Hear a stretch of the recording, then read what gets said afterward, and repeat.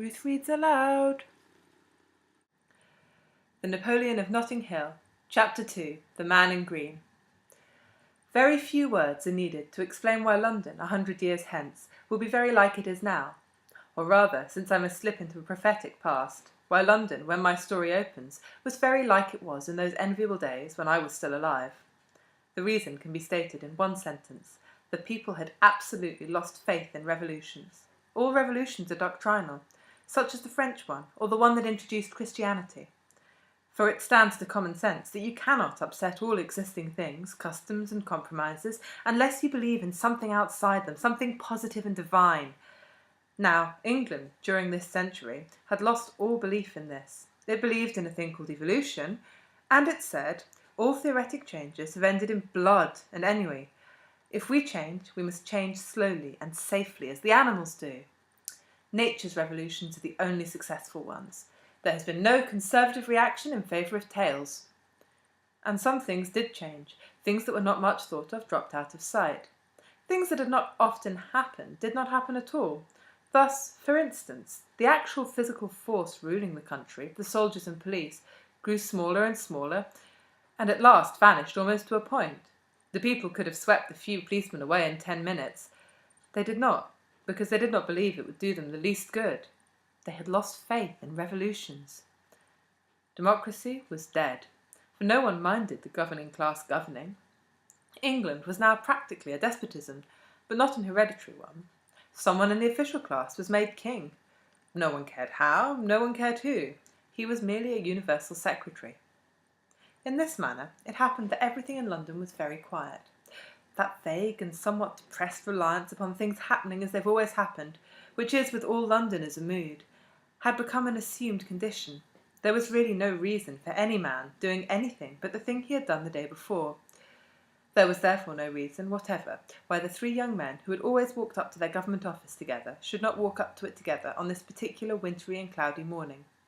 Everything in that age had become mechanical, and government clerks especially. 3 of those clerks always walked into town together. All the neighbourhood knew them. 2 of them were tall and 1 short. And on this particular morning the short clerk was only a few seconds late to join the other 2 as they passed his gate. He could have overtaken them in 3 strides. He could have called after them easily. But he did not.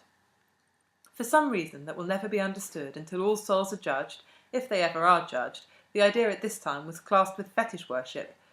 He did not join his 2 companions, but walked steadily behind them.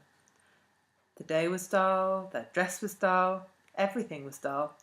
But in some odd impulse he walked through street after street, through district after district, looking at the backs of the 2 men, who would have swung round at the sound of his voice. Now, there is a law written in the darkest books of life, and it is this: if you look at a thing 999 times, you are perfectly safe. If you look at it the 1000th time, you are in frightful danger of seeing it for the first time. So, the short government official looked at the coat-tails of the tall government officials, and through street after street, and round corner after corner, saw only coat-tails, and again coat-tails, when, he did not in the least know why, something happened to his eyes. 2 black dragons were walking backwards in front of him. 2 black dragons were looking at him with evil eyes. The dragons were walking backwards, it was true, but they kept their eyes fixed on him none the less. The eyes which he saw were in truth only the 2 buttons at the back of a frock-coat. Perhaps some traditional memory of their meaningless character gave this half-witted prominence to their gaze. The slip between the tails was the nose-line of the monster. Whenever the tails flapped in the winter wind, the dragons licked their lips. It was only a momentary fancy, but the small clerk found it embedded in his soul ever afterwards. He could never again think of men in frock-coats except as dragons walking backwards. He explained afterwards, quite tactfully and nicely, to his 2 official friends, that, while feeling an inexpressible regard for each of them, he could not seriously regard the face of either of them as anything but a kind of tail. It was, he admitted, a handsome tail, a tail elevated in the air. But if, he said, any true friend of theirs wished to see their faces, to look into the eyes of their soul, that friend must be allowed to walk reverently round behind them, so as to see them from the rear. There he would see the 2 black dragons with blind eyes. But when first the 2 black dragons sprang out of the fog upon the small clerk, They had merely the effect of all miracles.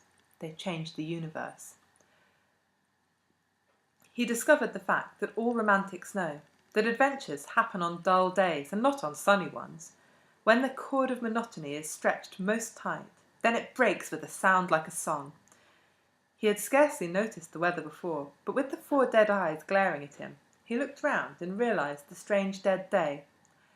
The morning was wintry and dim, not misty, but darkened with that shadow of cloud or snow which steeps everything in a green or copper twilight. The light there is on such a day seems not so much to have come from the clear heavens as to be a phosphorescence clinging to the shapes themselves. The load of heaven and the clouds is like a load of waters, and the men move like fishes, feeling that they are on the floor of a sea. Everything in a London street completes the fantasy. The carriages and cabs themselves resemble deep-sea creatures with eyes of flame. He had been startled at first to meet 2 dragons. Now he found he was among deep-sea dragons, possessing the deep sea. The 2 young men in front were like the small young man himself, well dressed. The lines of their frock coats and silk hats had that luxuriant severity which makes the modern fop, hideous as he is, a favourite exercise of the modern draftsman, that element which Mr. Max Beerbohm has admirably expressed in speaking of certain congruities of dark cloth and the rigid perfection of linen. They walked with the gait of an affected snail, and they spoke at the longest intervals, dropping a sentence at about every 6th lamp-post. They crawled on past the lamp-posts. Their mien was so immovable that a fanciful description might almost say that the lamp-posts crawled past the men, as in a dream. Then the small man suddenly ran after them and said, "I want to get my hair cut. I say, do you know a little shop anywhere where they cut your hair properly? I keep on having my hair cut, but it keeps on growing again." One of the tall men looked at him with the air of a pained naturalist. "Why, here is a little place," cried the small man, with a sort of imbecile cheerfulness, as the bright bulging window of a fashionable toilette salon glowed abruptly out of the foggy twilight. "Do you know, I often find hairdressers when I walk about London. I'll lunch with you at Ciccianati's. You know, I'm awfully fond of hairdressers' shops. They're miles better than those nasty butchers." And he disappeared into the doorway. The man called James continued to gaze after him, a monocle screwed into his eye. "What the devil do you make of that fellow?" he asked his companion, a pale young man with a high nose. The pale young man reflected conscientiously for some minutes, and then said, "Had a knock on his head when he was a kid, I should think." "No, I don't think it's that," replied the Honourable James Barker. "I've sometimes fancied he was a sort of artist, Lambert." "Bosh!" cried Mr. Lambert, briefly. "I admit I can't make him out," resumed Barker abstractedly. "He never opens his mouth without saying something so indescribably half-witted that to call him a fool seems the very feeblest attempt at characterization. But there's another thing about him that's rather funny. Do you know that he has the one collection of Japanese lacquer in Europe? Have you ever seen his books? All Greek poets and medieval French and that sort of thing. Have you ever been in his rooms? It's like being inside an amethyst. And he moves about in all that and talks like a turnip." "Well, damn all books. Your blue books as well," said the ingenuous Mr. Lambert, with a friendly simplicity. "You ought to understand such things. What do you make of him?" "He's beyond me," returned Barker. "But if you asked me for my opinion, I should say he was a man with a taste for nonsense, as they call it, artistic fooling and all that kind of thing. And I seriously believe that he has talked nonsense so much that he's half bewildered his own mind and doesn't know the difference between sanity and insanity. He's gone round the mental world, so to speak, and found the place where East and West are one. An extreme idiocy is as good as sense. But I can't explain these psychological games." "You can't explain them to me," replied Mr. Wilfrid Lambert, with candour. As they passed up the long streets towards their restaurant, the copper twilight cleared slowly to a pale yellow, and by the time they reached it they stood discernible in a tolerable winter daylight. The Honourable James Barker, one of the most powerful officials in the English government, by this time a rigidly official one, was a lean and elegant young man, with a blank, handsome face and bleak blue eyes. He had a great amount of intellectual capacity, of that peculiar kind which raises a man from throne to throne, and lets him die loaded with honours, without having either amused or enlightened the mind of a single man. Wilfrid Lambert, the youth with the nose which appeared to impoverish the rest of his face, had also contributed little to the enlargement of the human spirit, but he had the honourable excuse of being a fool. Lambert would have been called a silly man. Barker, with all his cleverness, might have been called a stupid man. but mere silliness and stupidity sank into insignificance in the presence of the awful and mysterious treasures of foolishness apparently stored up in the small figure that stood waiting for them outside Cincinnatus. The little man, whose name was Aubrey Quin, had an appearance compounded of a baby and an owl. His round head, round eyes, seemed to have been designed by nature playfully with a pair of compasses. His flat dark hair and preposterously long frock coat gave him something of the look of a child's Noah.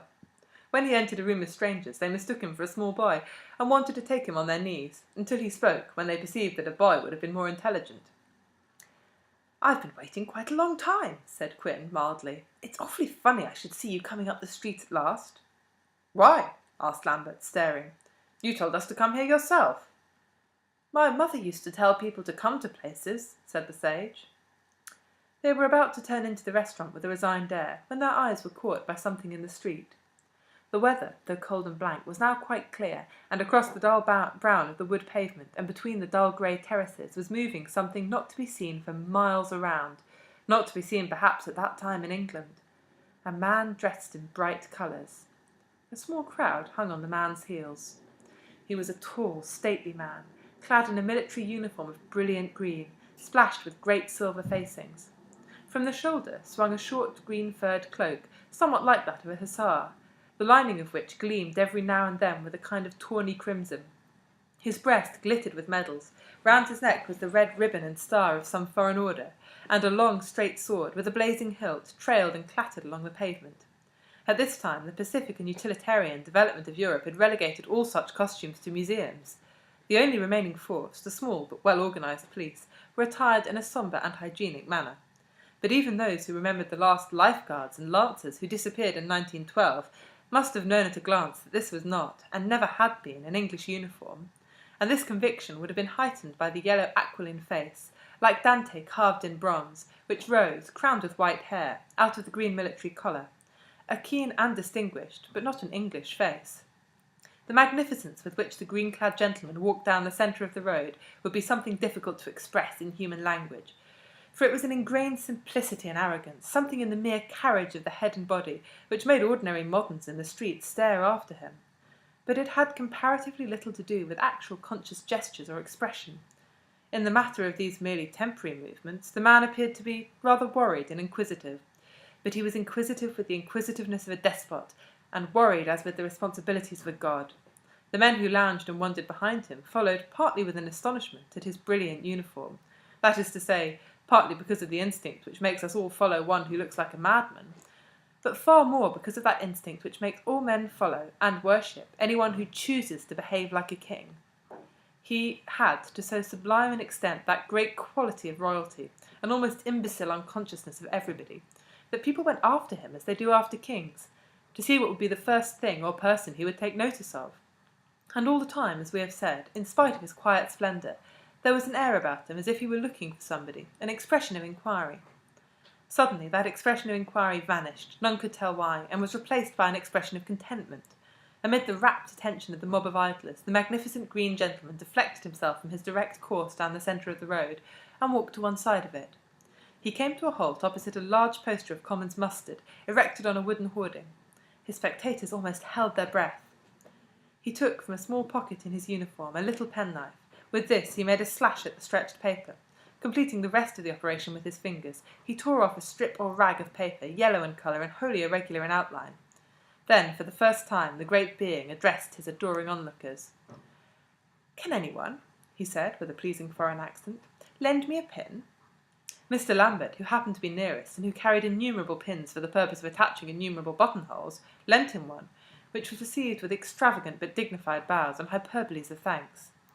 The gentleman in green, then, with every appearance of being gratified and even puffed up, pinned the piece of yellow paper to the green silk and silver lace adornments of his breast. Then he turned his eyes round again, searching and unsatisfied. "Anything else I can do, sir?" asked Lambert, with the absurd politeness of an Englishman when once embarrassed.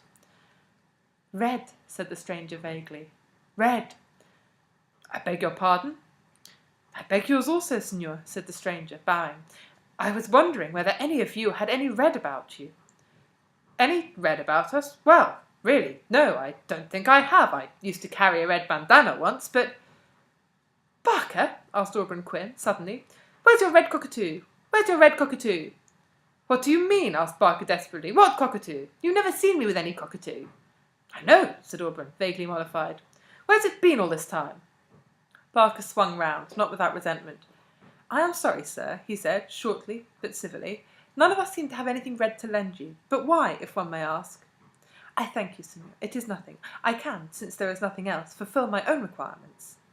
And standing for a second of thought with the penknife in his hand, he stabbed his left palm. The blood fell with so full a stream that it struck the stones without dripping. The foreigner pulled out his handkerchief and tore a piece from it with his teeth. The rag was immediately soaked in scarlet. "Since you are so generous, senor," he said, "another pin, perhaps." Lambert held one out, with eyes protruding like a frog's. The red linen was pinned beside the yellow paper, and the foreigner took off his hat. "I have to thank you all, gentlemen," he said, and wrapping the remainder of the handkerchief round his bleeding hand, he resumed his walk with an overwhelming stateliness. While all the rest paused in some disorder, little Mr. Oberon Quin ran after the stranger and stopped him, with hat in hand. Considerably to everybody's astonishment, he addressed him in the purest Spanish.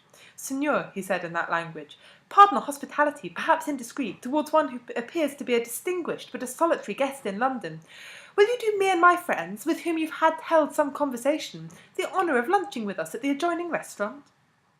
The man in the green uniform had turned a fiery colour of pleasure at the mere sound of his own language, and he accepted the invitation with that profusion of bows which so often shows, in the case of the southern races, the falsehood of the notion that ceremony has nothing to do with feeling. "Senor," he said, "your language is my own, but all my love for my people shall not lead me to deny to yours the possession of so chivalrous an entertainer. Let me say that the tongue is Spanish, but the heart English." And he passed with the rest into Cincinnatus. "Now, perhaps," said Barker, over the fish and sherry, intensely polite, but burning with curiosity, "perhaps it would be rude of me to ask why you did that." "Did what, senor?" asked the guest, who spoke English quite well, though in a manner indefinably American. "Well," said the Englishman, in some confusion, "I mean, tore a strip off a hoarding and, cut yourself, and—" "To tell you that, senor," answered the other, with a certain sad pride, "involves merely telling you who I am. I am Juan del Fuego, President of Nicaragua."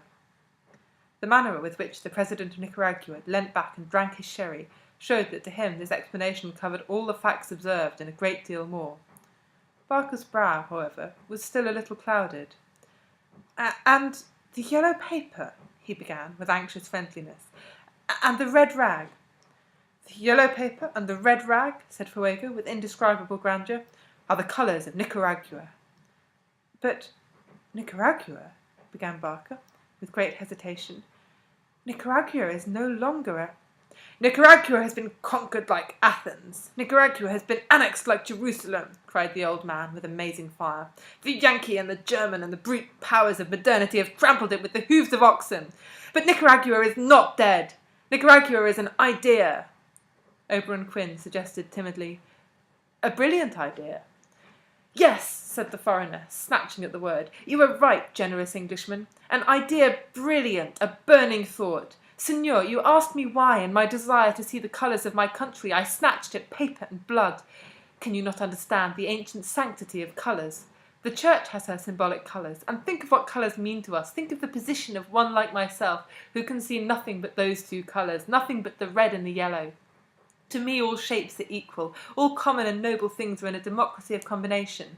Wherever there is a field of marigolds and the red cloak of an old woman, there is Nicaragua. Wherever there is a field of poppies and a yellow patch of sand, there is Nicaragua. Wherever there is a lemon and red sunset, there is my country. Wherever I see a red pillar box and a yellow sunset, there my heart beats. Blood and a splash of mustard can be my heraldry. If there be yellow mud and red mud in the same ditch, it is better to me than white stars."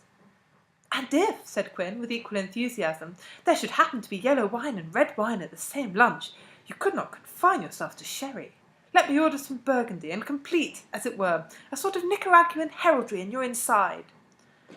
Barker was fiddling with his knife, and was evidently making his mind up to say something, with the intense nervousness of the amiable Englishman. "I am to understand, then," he said at last, with a cough, "that you were the President of Nicaragua when it made its, one must of course agree, it's quite heroic resistance to, The ex-President of Nicaragua waved his hand. "You need not hesitate in speaking to me," he said. "I am quite fully aware that the whole tendency of the world today is against Nicaragua and against me. I shall not consider it any diminution of your evident courtesy if you say what you think of the misfortunes that have laid my republic in ruins." Barker looked immeasurably relieved and gratified. "You are most generous, President," he said, with some hesitation over the title, "and I will take advantage of your generosity to express the doubts which, I must confess, we moderns have about such things as the Nicaraguan independence." "So your sympathies are," said Del Fuego, quite calmly, "with the big nation which—" Pardon me, President," said Barker warmly. "My sympathies are with no nation. You misunderstand, I think, the modern intellect. We do not disapprove of the fire and extravagance of such commonwealths as yours, only to become more extravagant on a larger scale.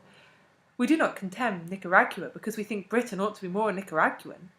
We do not discourage small nationalities because we wish large nationalities to have all their smallness, all their uniformity of outlook, all their exaggeration of spirit.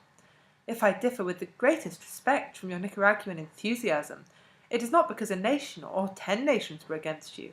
It is because civilization was against you. We moderns believe in a great cosmopolitan civilization, one which shall include all the talents of the absorbed peoples." "The Signor will forgive me," said the President. "May I ask the Signor how, under ordinary circumstances, he catches a wild horse?" "I never catch a wild horse," replied Barker with dignity. "Precisely," said the other, "and there ends your absorption of the talents. That is what I complain of your cosmopolitanism. When you say you want all peoples to unite, you really mean that you want all peoples to unite to learn the tricks of your people. If the Bedouin Arab does not know how to read, some English missionary or schoolmaster must be sent to teach him to read. But no one ever says, 'This schoolmaster does not know how to ride on a camel. Let us pay a Bedouin to teach him.' You say your civilization will include all talents. Will it? Do you really mean to say that at the moment when the Eskimo has learnt to vote for a county council, you will have learnt to spear a walrus? I recur to the example I gave. In Nicaragua we had a way of catching wild horses by lassoing the forefeet, which was supposed to be the best in South America. If you are going to include all the talents, go and do it. If not, permit me to say, what I have always said, that something went from the world when Nicaragua was civilized." "Something, perhaps," replied Barker, "but that something was a mere barbarian dexterity. I do not know I could chip flints as well as a primeval man, but I know that civilization can make these knives which are better, and I trust to civilization." "You have good authority," answered the Nicaraguan. "Many clever men like you have trusted to civilization. Many clever Babylonians, many clever Egyptians, many clever men at the end of Rome. Can you tell me, in a world which is flagrant with the failures of civilization, what there is particularly immortal about yours?" "I think you do not quite understand, President, what ours is," answered Barker. "You judge it rather as if England was still a poor and pugnacious island. You have been long out of Europe. Many things have happened." "And what," asked the other, "would you call the summary of those things?"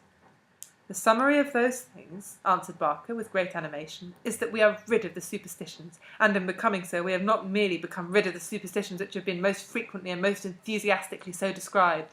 The superstition of big nationalities is bad, but the superstition of small nationalities is worse. The superstition of reverencing our own country is bad, but the superstition of reverencing other people's countries is worse. It is so everywhere and in 100 ways. The superstition of monarchy is bad, and the superstition of aristocracy is bad, but the superstition of democracy is the worst of all." The old gentleman opened his eyes with some surprise. "Are you, then," he said, "no longer a democracy in England?" Barker laughed. "The situation invites paradox," he said. "We are, in a sense, the purest democracy. We have become a despotism. Have you not noticed continually how in history democracy becomes despotism?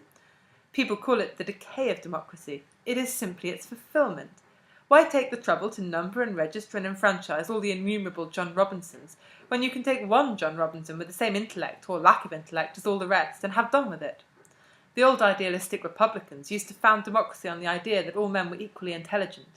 Believe me, the sane and enduring democracy is founded on the fact that all men are equally idiotic. Why should we not choose out of them one as much as another? All that we want for government is a man not criminal and insane, who can rapidly look over some petitions and sign some proclamations. To think of what time was wasted in arguing about the House of Lords, Tories saying it ought to be preserved because it was clever, Radicals saying it ought to be destroyed because it was stupid. And all the time no one saw it was right because it was stupid. Because that chance mob of ordinary men thrown there by accident of blood were a great democratic protest against the lower house, against the eternal insolence of the aristocracy of talents. We have established now in England the thing towards which all systems have dimly groped, the dull popular despotism without illusions. We want one man at the head of our state, not because he is brilliant or virtuous, but because he is one man and not a chattering crowd. To avoid the possible chance of hereditary diseases or such things, we have abandoned hereditary monarchy.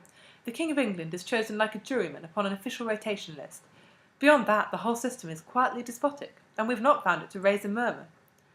"Do you really mean," asked the President incredulously, "that you choose any ordinary man that comes to hand and make him despot? That you trust to the chance of some alphabetical list?" "And why not?" cried Barker. "Did not half the historical nations trust to the chance of the eldest sons of eldest sons, and did not half of them get on perfectly well? To have a perfect system is impossible. To have a system is indispensable. All hereditary monarchies were a matter of luck. So are alphabetical monarchies. Can you find a deep philosophical meaning in the difference between the Stuarts and Hanoverians? Believe me, I will undertake to find a deep philosophical meaning in the contrast between the dark tragedy of the A's and the solid success of the B's."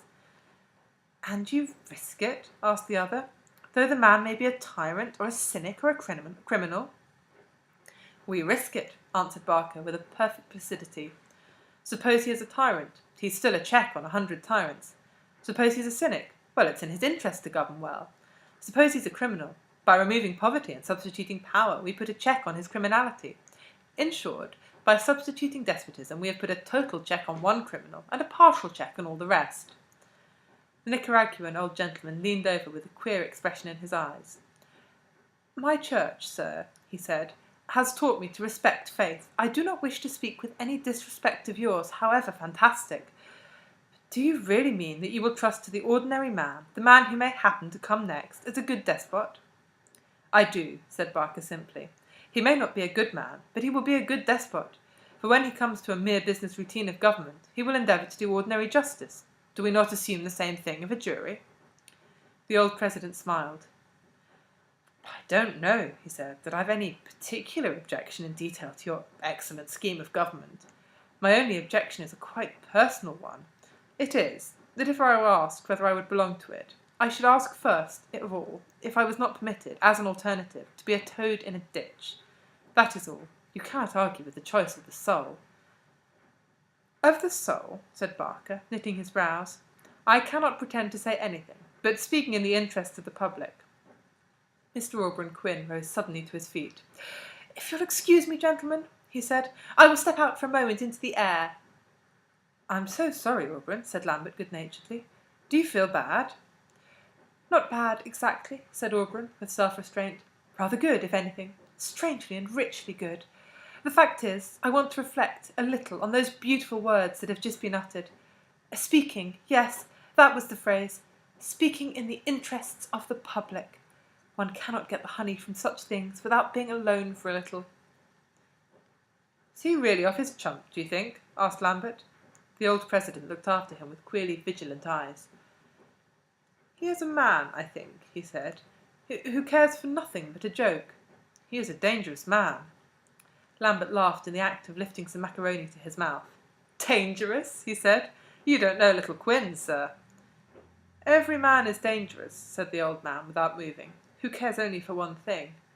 I was once dangerous myself." And with a pleasant smile he finished his coffee and rose, bowing profoundly, passed out into the fog, which had again grown dense and sombre. 3 days afterwards they heard that he had died quietly in lodgings in Soho. Drowned somewhere else in the dark sea of fog was a little figure shaking and quaking, with what might at first have seemed terror or ague, but which was really that strange malady, a lonely laughter.